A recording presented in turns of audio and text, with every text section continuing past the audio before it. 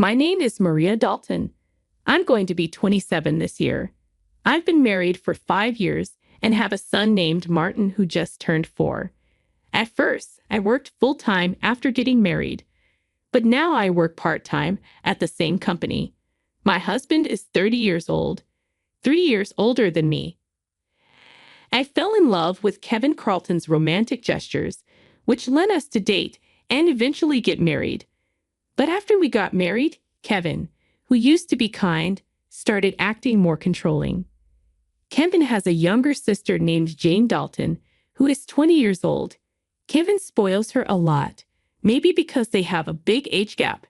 Before we got married, I didn't really have a problem with this and thought that Kevin and Jane got along well. After we got married, I started noticing some changes in Jane's behavior. She often comes over to our house, and every time she does, I feel like I have to do everything for her because Kevin always gives in to her selfish requests. Jane shows up at our place without warning, whether it's morning or night. And when she does, she never brings any gifts or shows any appreciation. She acts like I don't even exist, only talking to Kevin, saying stuff like, "Hey, brother, I'm here again." Then Kevin, seeing that there's only enough dinner for 3 people, asks Jane if she wants to eat. Naturally, I didn't plan to cook for her. When I try to tell Kevin quietly that I didn't make dinner for Jane, he just brushes it off and tells me to deal with it because his sister is here. So, in the end, I end up giving my portion of dinner to Jane. And then, loud enough for Jane to hear, Kevin blames me, saying things like, "You should have made more food." When Jane hears this, she looks like she's about to cry and apologizes to me. Kevin comforts her and scolds me, saying things like, "You're not being considerate," or "Don't be mean to my sister," even though Jane says sorry every time. I notice that Jane seems happier when Kevin pays more attention to her than he does to me. It's like she enjoys it. I fixed myself a meal from leftovers in the fridge, thinking I'll eat with Kevin and Jane and our son Martin. But just as I'm about to start, Jane tells Kevin she wants to talk to him alone. "Martin, you eat with your mom," Kevin says, moving us to another room. This isn't the first time he's done this. After Martin and I finish eating and go to clean up, I find Kevin and Jane chatting happily on the sofa. Their dishes are still on the table, untouched. They never bothered to clean up. I feel like they see me more as a maid than a wife or sister-in-law. They don't talk to Martin either, as if he's just a maid's child brought to work. I start cleaning up in the kitchen and am about to give Martin a bath when Kevin calls me loudly. It's nearly 8 p.m., but he says, "Jane wants cake. Go buy it now. Get it from the shop near the station," he adds, specifying where. Going to the cake shop will delay Martin's bedtime, but when I hesitate, Jane says to Kevin, "I want it now," and Kevin rushes me, saying, "It's okay if he sleeps late today." What's with that attitude when Jane is here? Kevin starts loudly blaming me. I know I'll have to go to the cake shop, so I reluctantly decide to go. The shop near the station closes at 9 p.m., so if I hurry, I can make it. As I'm getting ready, I overhear Kevin and Jane talking loudly. They say things like, "She's so inconsiderate," and "Why did you marry her?" I can't leave Martin behind, so I take him with me. As I'm getting him ready, I hear Kevin's loud voice from the living room saying, "If you defy me again, we'll get a divorce." Martin can hear it too. He might not understand the words, but I think he knows his parents are fighting. Holding back my emotions, I ask Martin, "What kind of cake would you like?" He brightens up, saying, "Mom, I want a cake with lots of fruits." So Martin and I chatted happily about cakes on our way to the cake shop, forgetting about Kevin's earlier words. We made it just before closing time, and luckily, they had the cake Jane wanted. We bought 2 cakes, plus the fruit-loaded one Martin wanted. Back home, I served the cakes to Jane and Kevin, then prepared Martin's cake and took it to the dining room. But as soon as I set it down in front of Martin, Jane pointed to it and said she wanted that one instead. Before I could say anything, Kevin moved Martin's cake in front of Jane, ignoring Martin's protests, and let her eat it. He said, "I bought that cake with my money, so I get to choose," which made me really upset. I couldn't hold it in anymore and voiced my frustration to Kevin and Jane. Kevin then threatened with divorce. Martin stopped crying but held my hand tightly, looking worried. Then, after some thought, he said, "Mom, I also love cake with strawberries on it. It's really delicious," referring to the cake Jane initially wanted. I felt like I was making Martin endure too much. There were 3 adults, including me, making a 4-year-old put up with this. Seeing Jane reach for Martin's cake after he said how yummy it was made me take him to the next room so he could eat it in peace. Kevin apologized to Jane, saying sorry for being stingy, and I wanted to argue, but I held back, not wanting Martin to hear about divorce. Watching Martin happily eat his cake was a relief. After finishing, we decided to have a late bath and sleep in Martin's bed. The next morning, Jane had already left. As I was about to wake up Kevin and Martin and prepare breakfast, I heard Martin crying and rushed to him. Shockingly, Martin's piggy bank, given by my father, was broken, and all his saved-up money was gone. He'd always said goodnight to it before sleeping, just like he did last night. At that time, the only people in the living room were Kevin and Jane. Asked Kevin about the piggy bank, and he said indifferently that Jane needed some money, so she took it from there. As I held Martin, crying and shaking, I felt his pain so deeply that I cried with him. It hurt to see Kevin care more about his sister than our son. I felt a mix of anger and sadness. "Why are you making the mornings so tense?" "I feel terrible," Kevin exclaimed. "Don't you think you did something wrong? Martin is crying so much for the first time since our marriage." I expressed my anger towards him.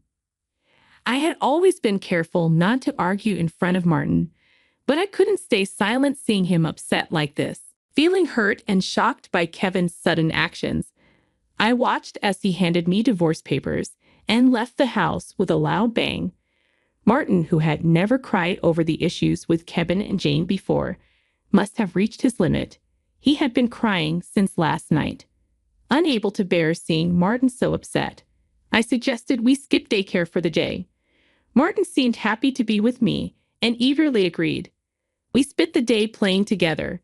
Martin brought a picture book from the shelf, sat on my lap, and happily remarked that I was the teacher at nursery today, looking like an angel. His little heart must be full of patience. I decided to take the day off work to be with him, despite causing trouble at my workplace. When I explained the situation, they kindly granted me a day off, urging me to play a lot with Martin. In the morning, we went to the park, played games, and had fun on the playground equipment. When we got home and had lunch, Martin seemed tired and fell asleep on my lap, just like when he was a baby. Instead of doing household chores, I decided to cherish this moment and be healed by his peaceful sleeping face and breathing. As I dozed off, I was startled by a noise from the entrance.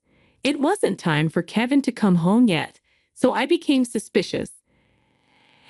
Quickly grabbed Martin and hid in the bedroom closet, taking only my bag with valuables. I heard someone enter the house and search for something. It turned out to be Jane's voice. She seemed to be searching for something and made a phone call to Kevin, mentioning searching for something. I wondered if it could be one of my belongings they were looking for. Feeling unsettled by Kevin's behavior and Jane's unexpected intrusion into our home, I quickly packed essentials for Martin and myself. When Martin woke up, suggested we visit Grandpa's place. We headed to the station and took a train to my parents' house, which is conveniently just 2 stations away. Arriving unannounced, my parents welcomed us warmly, sensing something was wrong just by looking at my face. Martin immediately started playing with their pet dog, which helped me relax a bit. I recounted everything that happened with Kevin and Jane, explaining that I felt scared to stay at our house. My mother speculated that Jane might have been looking for my belongings, possibly my cash cards. It reminded me of my situation. I'm still the CEO of a successful online shop for handmade goods, but Kevin doesn't know. He thinks I've stepped down and only received help from the company. I've kept this from Kevin because he's bad with money and only gives me a small amount for food expenses each month. He once suggested I quit my job and become a full-time housewife, but I refused. Eventually, he agreed to let me work part-time, but made me sign a post-marital property waiver to prevent me from considering divorce. Since Martin was born, I've struggled financially, using my savings for his nursery fees and clothes. I've never asked Kevin for more money beyond our agreed food budget.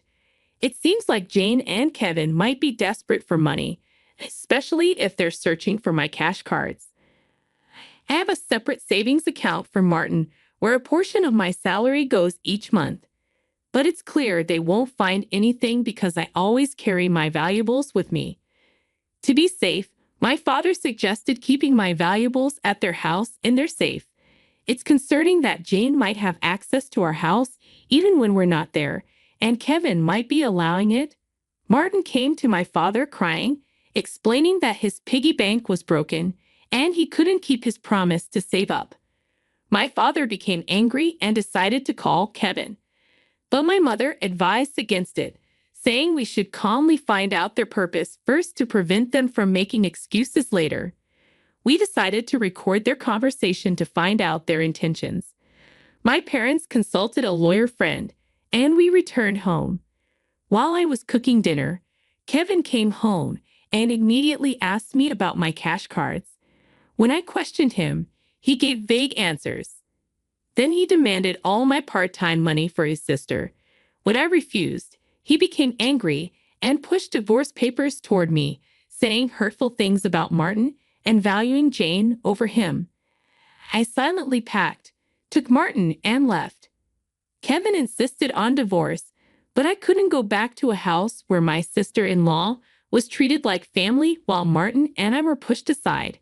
Kevin bombarded me with messages and calls, but I ignored them and went to my parents' house. I played them the recording and showed them the divorce papers. They advised me to do what's best for Martin, even if it means divorcing Kevin. But I fear that might hurt Martin too. While struggling with this decision, Martin said he was hungry, and my mother made him his favorite dish, hamburgers. Seeing her kindness toward Martin brought tears to my eyes. She said she prepared the hamburgers so that Martin and I could visit them anytime. After taking a bite of the hamburger, Martin exclaimed with a big smile, "Grandma's hamburger is so good. I want to eat it every day." He said this to my mother with joy in his eyes. I replied, "That's because this hamburger contains my love for you, Martin," as he took another big bite and offered some to me. Touched by his kindness, tears streamed down my face uncontrollably. My father reassured Martin, "Mommy is crying because she's so happy that you gave her this hamburger. These are happy tears, not sad ones." Martin smiled, understanding. He then said something that made my heart ache. "This hamburger is so delicious. If Jane were here, she would have eaten it." Hearing this, I couldn't hold back my tears and hugged him tightly. Seeing this, my father's eyes turned red. I told Martin, "It's a blessing to be with family, isn't it?" He looked surprised and asked, "Isn't Dad saying that only Jane is family? Is my family just Mom, Grandpa, and Grandma?" My father gently replied, "Yes, that's right." He then asked Martin if he wanted to live with us as a family, to which Martin replied with a laugh, "Of course. We're family." This brought smiles to everyone's faces. Despite considering divorce, this meal filled me with such happiness that I decided to part ways with Kevin and tell Martin about it. Although it was a heavy topic, Martin seemed to understand and happily agreed to live as a family. That night, Martin slept with my father and the dog, bringing comfort with their faint laughter. I lay in bed with my mother, reminiscing about my childhood, feeling at peace. The next day, I turned on my phone to find over 200 calls and messages from Kevin, showing his emotional instability. It exhausted me, so I turned off my phone again. Today, I discussed with a lawyer and formalized my intention to divorce. The lawyer will meet with Kevin tomorrow. Later, the lawyer explained that Jane had accumulated a significant debt from the casino and shopping addiction, and Kevin had acted as her guarantor. When Jane couldn't pay her debts, they decided to use my savings to help. Now, Kevin wants me and Martin back and doesn't want to divorce me. The lawyer said the divorce papers I gave had already been submitted, and when asked if this meant the divorce was accepted, the lawyer confirmed yes, it was. Kevin seemed sad, saying he doesn't want another man to have me. But knowing everything was finalized gave me peace of mind. I expected arguments about child support, but he agreed to pay $340 every month for Martin. Later, Kevin called me. His tone was calm, unlike before. He admitted he thought keeping me financially dependent would stop me from divorcing him. He also confessed to spoiling his sister Jane, thinking it was showing sibling love. He wasn't ignoring Martin, but he felt jealous of him for having my attention. He asked me not to remarry until he settled Jane's debts, but I told him firmly that I didn't love him anymore and wouldn't reconsider. I could hear him crying softly before he said, "Please be happy," and hung up. I talked with my parents about our future and decided to stay with them till Martin grows up. He also transferred to a different nursery. I resumed my role as the company president after explaining everything to my coworkers. Later, I heard that Kevin and Jane told their parents about the divorce and their debts, which led to them being disowned. Their parents were more upset about not seeing their grandson again than the debt. Now, Kevin and Jane live in a small, old apartment, always blaming each other. They brought this upon themselves. Today, I'm happy being with my family.